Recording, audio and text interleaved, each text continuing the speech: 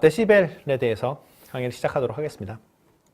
데시벨은 다른 시간에 이제 많이 배우셨을 것 같긴 한데, 일단은 기초를 단단히 한다라는 의미에서. 그래서 우리가 어떤 양을 dB로 나타내는 경우가 많죠. 통신공학에서는. 그래서 그러니까 리니어 스케일로, 그러니까 non-dB, 그러니까 dB가 아닌 값에서 우리가 그걸 어떤 dB로 표현하려면은 어떤 reference가 이렇게 있어야 되죠. 그래서 어떤 reference에 비해서 우리가 어떤 값이 몇 배가 되느냐라고 하려면은 일단 어떤 reference가 되는 기준점이 되는 걸 이렇게 나눈 다음에 그거를 그러니까 10로그, 그러니까 여기서 그 로그의 베이스는 10입니다. 그래서 10로그 10 하면은 보통은 이제 파워인 경우가 많은데요. 네, 그래서 dB로 표현할 수 있습니다. 일반적으로 dB라고 하면은 단위가 없습니다. 왜냐하면 이제 그 레퍼런스로 똑같은 그 기준되는 걸로 나눴기 때문에 이제 단위가 사라지죠. 네, 이렇게 되는데요. 그런데 이 통신에서는 이제 그러니까 모든 거를 dB로 환산하는 경우가 많아서 그러니까 파워도 dB로 이렇게 나타내려고 해요. 그러니까 이제 그 단위가 계속 살아있는 거죠. 그러니까 어떻게 보면 그래서 이제 와트를 예를 들어서 어떤 파워 P가 있다. 그러면은 이거를 dB 와트라고 해가지고 dBW라고 쓰는 경우가 많아요. 네, 그래서 보시면은 그냥 그 파워 와트라고 표현된 거에다가 그냥 그 10로그 베이스, 그러니까 물론 기준을 1와트라고 삼았다라고 할 수 있는데 사실은 dB 와트는 와트라는 단위가 살아있다라고 보시는 게 맞습니다. 네, 그래서 10로그를 취해가지고 베이스 10으로 취해서 할 때 그때 나오는 값, 그것을 우리가 이거 dB 와트라고 이렇게 읽습니다. 그래서 dBW라는 거를 웬만한 통신 스펙이나 이런 데 살펴보시면 찾아볼 수가 있어요. 그다음에 밀리와트를 이제 굉장히 많이 사용하는데, 왜냐하면 이 그러니까 무선 통신에서 보면은 트랜스밋 파워는 대충 1와트 정도 이렇게 되어 있는데 그 수신 파워는 굉장히 작습니다. 왜냐하면 이제 그 리시버가 멀리 떨어져 있고 그러면은 그 수신 파워가 굉장히 작아요. 그래서 수신 파워로는 사실 와트는 너무 큰 단위이기 때문에 1mW 정도로 수신하는 경우가 많고, 그래서 밀리와트를 쓰는데, 밀리와트는 마찬가지로 이 밀리와트에서 그 앞에 쓴 숫자를 에다가 로그 베이스 10을 이렇게 입혀줍니다. 그러면 우리가 dBm이라고 쓰죠. 그래서 그러니까 사실은 dBm도 1mW가 기준이라고 생각을 할 수도 있고, 또는 dBm도 단위가 있다라고 생각하는 게 맞습니다. 그러니까 dBm라고 하면은 이게 밀리와트 단위를 썼구나라고 생각하시면 됩니다. 그래서 dBm하고 그 dB와트하고 차이를 보면은 30만큼 항상 차이가 나요. 그래서 dBm으로 표현하면 그러니까 똑같은 파워, 그러니까 똑같은 전력이더라도 dBm을 쓰면 30이 이제 증가되어 있죠. 그래서 dB와트를 쓰는 것보다, 즉 무슨 말이냐면 예를 들어서 1dB 와트다라고 하면은 그걸 dBm으로 표시하면 31 dBm이 되겠죠. 자, 그래서 몇 가지 그 dBm이라든가 dB 와트로 표현한 그 숫자들을 한번 이렇게 한번 보시도록 하겠습니다. 그래서 센시티비티 레벨, GSM의 리시버의 센시티비티 레벨을 보면은, 이 센시티비티라는 게 뭐냐면 이거보다 작은 파워는 그냥 노이즈로 생각하는 거예요. 그러니까 리시버가 켜지지 않는 거죠. 쉽게 말해서. 백그라운드 노이즈니까. 보면은 10의 마이너스 14승 와트인데요. 이거 굉장히 작죠. 그래서 이거를 dB 와트로 표현하면은 마이너스 130 dB 와트가 되고, 이거를 dBm으로 표현하면 마이너스 130에다 30 더하면은 마이너스 102가 나오죠. 그래서 마이너스 102 dBm 정도 나온다. 그래서 보시면 되고, 블루투스 우리가 트랜스미터, 블루투스 많이 쓰시죠. 요즘에 이어폰에서도 많이 쓰고요. 보면은 트랜스밋 파워가 한 10mW 이 정도 하고, 이걸 마이너스 20dB와트라고 해도 되고 아니면 10dBm이라고 해도 되고요. 30만큼 차이가 난다라는 걸 확인하시면 됩니다. 그래서 GSM 모바일 트랜스미터의 경우에 한 1와트 정도로 보낸다고 했었죠. 네, 그래서 블루투스 같은 경우는 이제 그러니까 이게 아마 10mW가 상당히 작게 보내는 것 중에 하나입니다. 그러니까 그 생각을 해보시면 블루투스 같은 경우는 어떻게 됩니까? 이게 최대한 50m라고 얘기를 하는데, 실제적으로는 그 블루투스 같은 경우는 자기 주변에서 그냥 쓰는 거죠. 그래서 굉장히 숏 레인지에서 쓰기 때문에 파워를 세게 보내지 않아요. 그런데 이제 GSM 같은 경우는 쉽게 말해서 셀룰러 시스템이니까 나한테 보이는 어떤 뭐 보이지 않는 또는 그러니까 가까운 기지국까지 보내야 되니까 1와트 정도는 돼야 되겠죠. 그래야 기지국까지 신호를 전달할 수 있을 테니까 이렇게 생각하시면 되고, GSM 베이스 스테이션 보면은 트랜스밋 파워가 40와트 정도로 이제 굉장히 큰 걸 볼 수 있습니다. 그러니까 이거는 그 베이스 스테이션 같은 경우는 이제 다운로드 할 모드에서, 그렇죠? 그러니까 리시버가 다운로드 할 때 굉장히 많은 그 파워를 보내줘야 되는 거고, 또 사실은 그 베이스 스테이션 같은 경우는 어떻게 돼요? 그 굉장히 여러 명의 시그널들을 한꺼번에 보내고 있는 상황이죠. 왜냐하면 FDMA 상황이라고 생각하면은 물론 이제 TDMA하고 FDMA가 섞여 있습니다만 GSM에서 그러면 어떤 순간에 내가 파워를 보낼 때 다른 유저의 그 신호도 같이 보내고 있는 상황이거든요. 그래서 굉장히 큰 걸 볼 수 있습니다.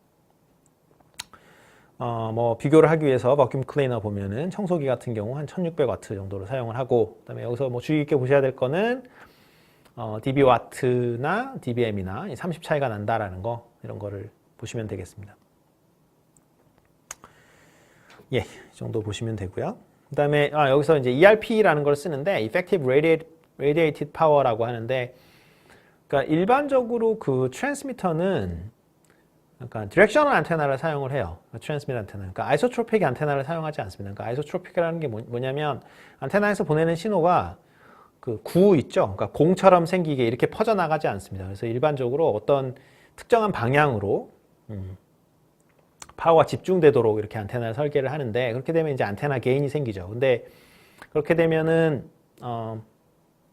그래서 그 계산을 할 때 그런 게인을 다 포함하는 그런 개념이에요. 그래서 Effective Radiated Power라는 게 그 아이소트로픽 안테나를 썼을 때 실질적으로 이게 얼마만큼의 파워를 보내고 있는 거다. 그러니까 아이소트로픽 안테나를, 즉 같은 이게 뭐죠? 아이소트로픽을 뭐라고 해석해야 될지 모르겠는데 어쨌든 구방향으로 똑같은 파워로 그 디렉셔널 게인이 없이 안테나를 사용을 했을 때 얘가 어느 정도의 파워를 뭐 뿌려주는 그런 안테나다라고 가정을 할 때 사용하는 용어입니다.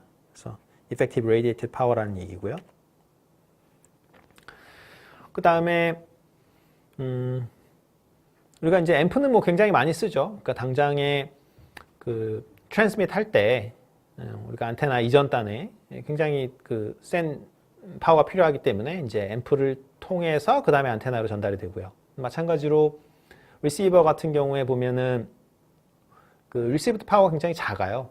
그래서 수신 파워가 굉장히 작기 때문에 그거를 일단 증폭을 해줘야 됩니다. 그래서 그때도 우리가 앰플리파이어를 사용을 하게 되죠. 그래서 보시면은 앰플리파이어 게인은 당연히 뭐 인풋 파워 분의 아웃풋 파워가 되겠고요.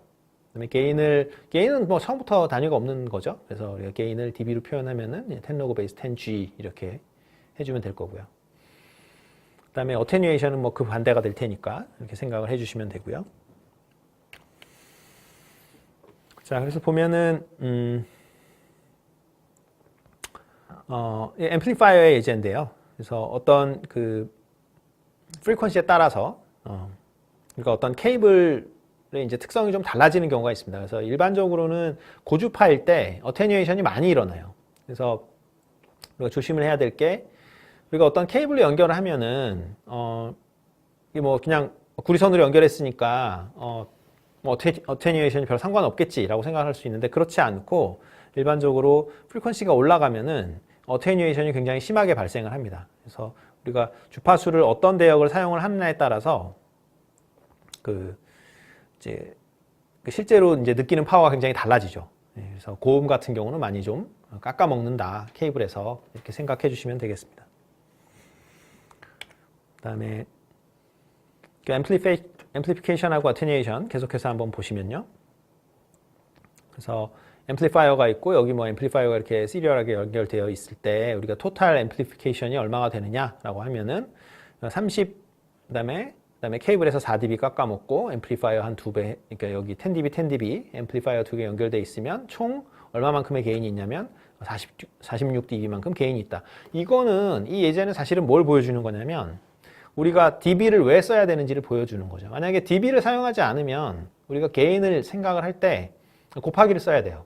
그렇죠? 여기서 몇 배, 뭐 100배 뭐 증가했고 여기서 10분의 1 떨어져고 뭐 그렇게 하면은 곱하기를 해야 되죠. 근데 곱하기는 일반적으로 좀 계산이 복잡하죠. 그래서 더하기가 더 쉬우니까 그러니까 곱하기를 더하기로 바꾸려면 어떻게 됩니까? 전부 다 로그 도메인으로 넘기면 되겠죠. 그러니까 로그 배웠을 때 왜 곱하기가 로그를 취하면은 각각의 로그 취한 거에 더하기로 바뀌잖아요. 이제 그걸 생각을 해보면 왜 데시벨을 쓰는지 알 수가 있습니다.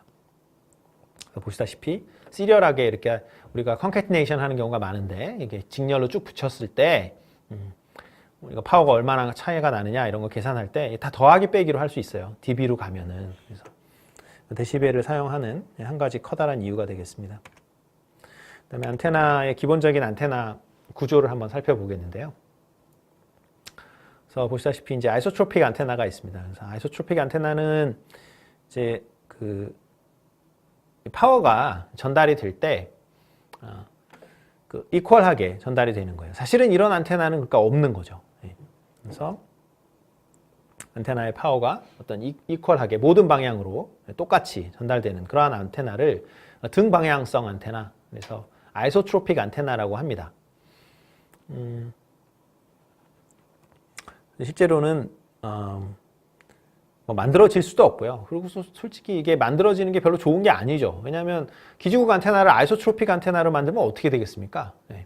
기지국 안테나가 아이소트로픽 하면은 하늘로 막 에너지가 낭비되겠죠. 근데 기지국 안테나는 기본적으로 왜 세운 겁니까? 땅에 걸어 다니는 사람이든 건물 안에 있던 그 사람들을 서비스하기 위해서 만들어 놓은 안테나인데, 기지국 안테나가 아이소트로픽 하면은 파워의 대부분이 어떻게 돼요? 위로 날아가죠. 이거는 우리가 원하는 상황이 아니에요. 자, 이렇게 생긴 안테나를 이제 다이폴 안테나라고 하는데, 그래서 방사하는 패턴을 보면은 이렇게 옆으로 여기 쭉 방사가 된다라는 걸 알 수 있죠. 그래서 위쪽으로는 별로 그 에너지가 낭비가 되지 않아요. 실은 그러니까 사실 디렉셔널 안테나 게인이 있는 거죠. 내가 만약에 이 다이폴 안테나 옆에 있으면 파워를 굉장히 많이 받죠. 일반적으로 만약에 아이소트로픽 안테나라면은 거리 제곱에 그 반비례하게 내가 받는 파워가 떨어지죠. 근데 이 다이폴 안테나는 그렇지 않다라는 거죠. 근데 사실 일반적인 안테나들은 아이소트로픽 안테나는 없습니다. 그래서 우리가 안테나 게인이라고 하는 거는 사실은 디렉셔널 안테나 게인을 얘기하는 거다라는 거고요.